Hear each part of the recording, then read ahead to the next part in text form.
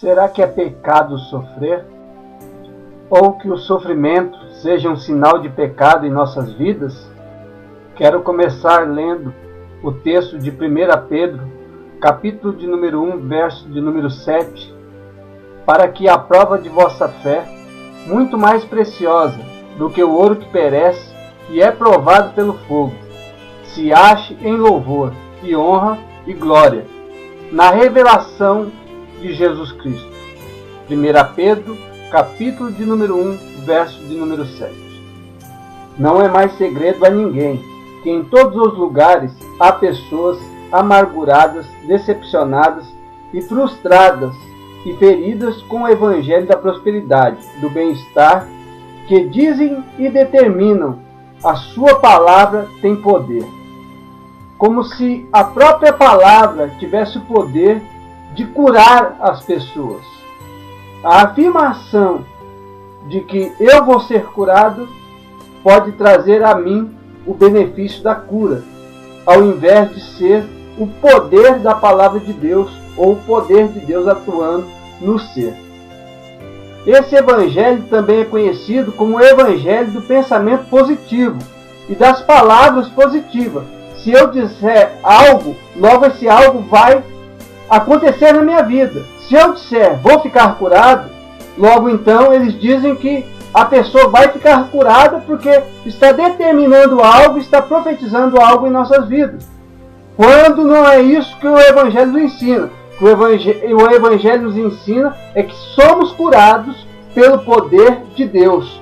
Somos curados quando Deus, pela sua infinita graça e bondade, faz e efetua cura em nossas vidas, tanto espiritualmente como no nosso corpo. Então essas pessoas estão ensinando que se alguém está doente, sem emprego, passando por uma fase difícil no casamento, situação financeira ruim, logo é ligado à comunhão com Deus. Se não tiver tudo próspero, não é abençoado por Deus. Isso está entrando até nas igrejas pentecostais, nas igrejas que eram conservadoras da palavra de Deus. Será que as pessoas que eu vou lhes apresentar agora não tinham comunhão com Deus ou não eram abençoadas? Preste muita atenção de quem iremos falar. Olhe e analise por si mesmo. Moisés recusa-se a ser rico e famoso para ser pobre e anônimo. E Moisés associou a falta de obediência a Deus a ter alegria no pecado. Pela fé, Moisés, já nascido, foi escondido 3 meses por seus pais, porque viram que era um menino formoso e não temeram o mandamento do rei. Pela fé, Moisés, sendo já grande, recusou-se ser chamado filho da filha de Faraó, escolhendo antes ser maltratado com o povo de Deus, do que por um pouco de tempo ter o gozo do pecado. Hebreus, capítulo de número 11, verso de número 23 a 25.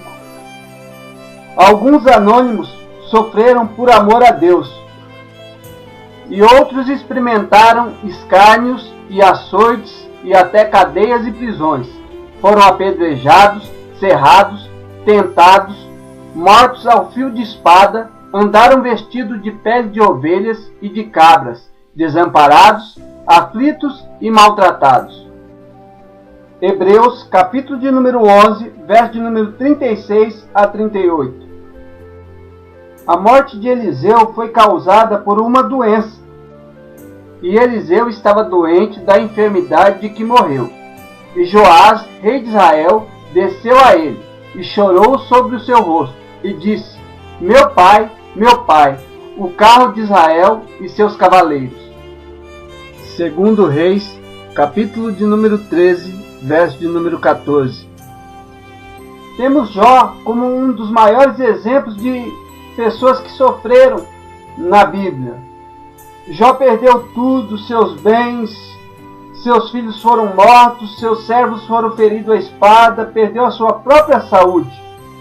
Veja o que as Escrituras dizem a respeito desse homem chamado Jó e como Jó se comportou perante Deus. E disse: Nu saí do ventre da minha mãe, e nu tornarei para lá. O Senhor o deu, e o Senhor o tomou. Bendito seja o nome do Senhor. E Jó tomou um caco para se raspar com ele, e estava sentado no meio da cinza. Jó capítulo 1, verso 21, e capítulo 2, verso 8. Veja só o que esse servo de Deus diz, chamado Abacuque. Abacuque diz: é melhor ter Deus do que ter coisas. Porque ainda que a figueira não floresça, nem haja fruto na vide, ainda que decepcione o produto da oliveira, e os campos não produzam mantimento, ainda que as ovelhas da malhada sejam arrebatadas, e nos currais não haja gado. Todavia me alegrarei no Senhor, e exultarei no Deus da minha salvação. Abacuque, capítulo de número 3, versos de número 17 e 18. O apóstolo Paulo foi chamado para sofrer pelo Evangelho, e eu lhe mostrarei o quanto deve padecer pelo meu nome. Atos, capítulo de número 9, verso de número 16. Iremos ver apenas alguns dos sofrimentos do apóstolo Paulo. Sou ministro de Cristo? Falo como fora de mim. Eu ainda mais. Em trabalhos, muito mais. Em açoite, mais do que ele. Em prisões, muito mais. Em perigo de morte, muitas vezes. Recebi dos judeus 5 quarentenas de açoite menos 1. 3 vezes fui açoitado com varas. Uma vez fui apedrejado. 3 vezes sofri naufrágio. Uma noite e um dia passei no abismo. Em viagem, muitas vezes em perigo de rios, em perigo de assaltantes, em perigo da minha nação, em perigo dos gentios, em perigo na cidade, em perigo no deserto, em perigo no mar, em perigo entre os falsos irmãos, em trabalhos e fadigas, em vigílias muitas vezes, em fome e sede, em jejum muitas vezes, em frio e nudez.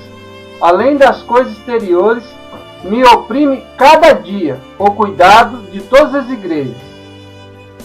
Quem enfraquece, que eu não enfraqueça. Quem se escandaliza, que eu não me abrase. Se convém gloriar-me, gloriar-me-ei no que me diz respeito à minha fraqueza.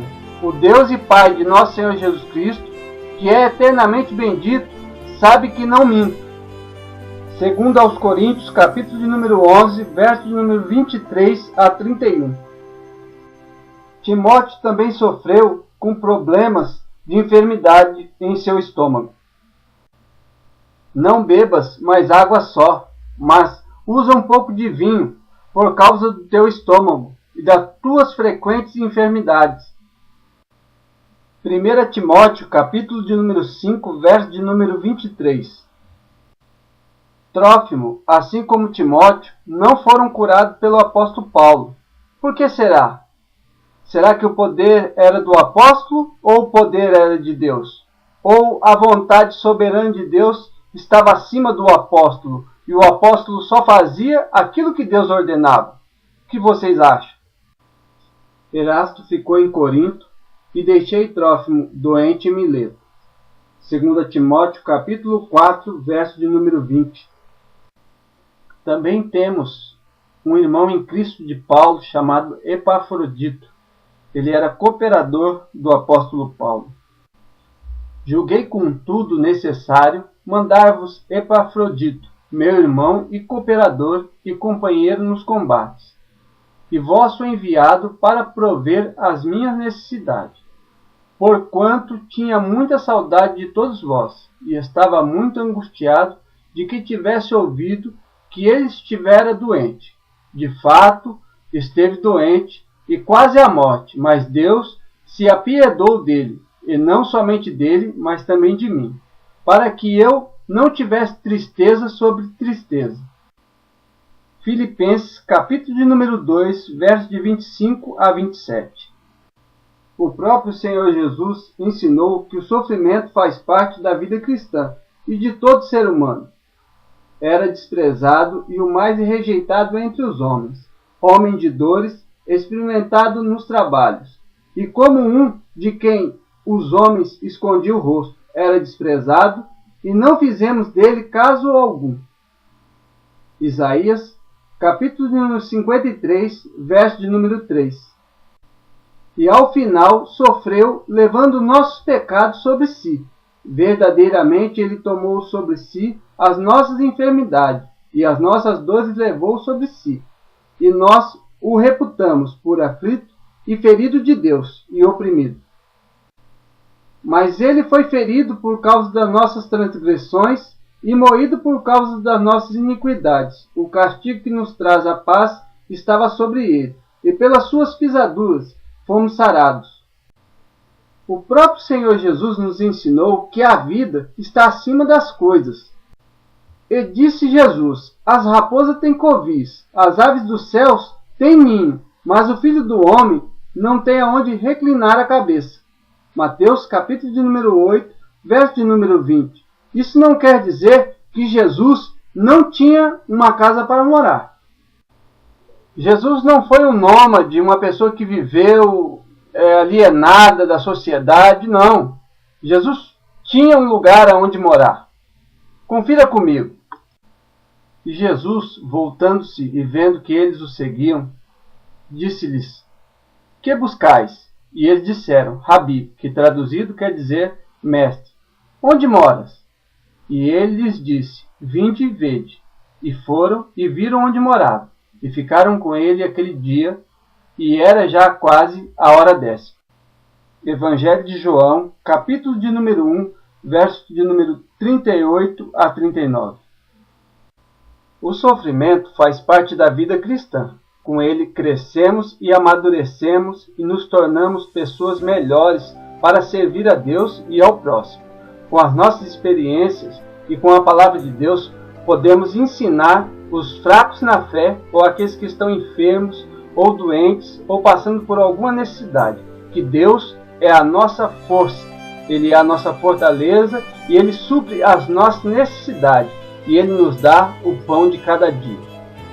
Pois Tu, ó Deus, nos provaste, Tu nos afinaste, como afina a prata. Salmos 66, 10. Você é um santo de Deus? Bem-vindo ao grupo dos que sofrem.